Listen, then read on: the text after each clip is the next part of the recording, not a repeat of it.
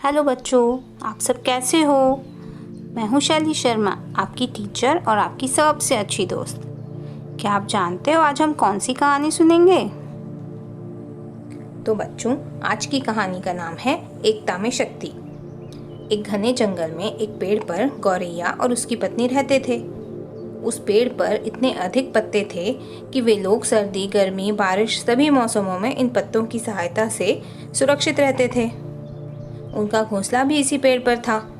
वे दोनों दिन में तो अपने भोजन की तलाश में निकल जाते थे, परंतु शाम होते ही अपने घोंसले में वापस आ जाते थे। एक बार गौरैया की पत्नी ने अंडे दिए तो दोनों बहुत खुश थे, परंतु भाग्य को तो कुछ और ही मंजूर था। फिर एक दिन अचानक कहीं से एक हाथी उस पेड़ के नीचे आ गया जहां गौरैया ने अपने अंडे दिए थे। कुछ देर बाद उसे भूख लगी तो उसने एक बड़ी सी टहनी को अपने सूंड में फंसाया और नीचे गिरा लिया। उसी टहनी पर गौरैया का घोंसला था। जैसे ही टहनी गिरी तो घोंसला भी टूट गया और उसमें रखे अंडे भी टूट गए। मगर हाथी तो मज़े से पत्तियां खा रहा था, उसे अंडों की कोई चिंता नहीं थी। शाम को जब गौरैया का जोड़ा वापस आया तो घोंसले और अंडे को टूटा देखकर जोर जोर से रोने लगे। उनका रोना देखकर उनका दोस्त कौवा भी वहां आया। कौवे ने दोनों को समझाते हुए कहा कि यह रोने का समय नहीं है, हमें उस हाथी से बदला लेने का कोई रास्ता ढूंढना चाहिए। कौवे ने कहा कि मेरी एक पुरानी मित्र मधुमक्खी है, वो इस काम में हमारी मदद कर सकती है।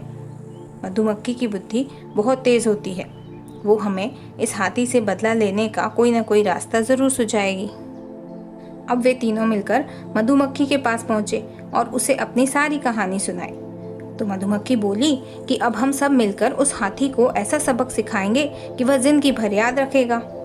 तो मधुमक्खी ने अपनी योजना उन्हें बताई।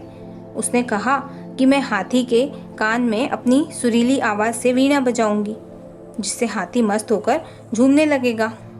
कौवे ने कहा कि मैं झूमते हुए हाथी की आंखें अपनी चोंच से फोड़ दूंगा, जिससे हाथी अंधा हो जाएगा।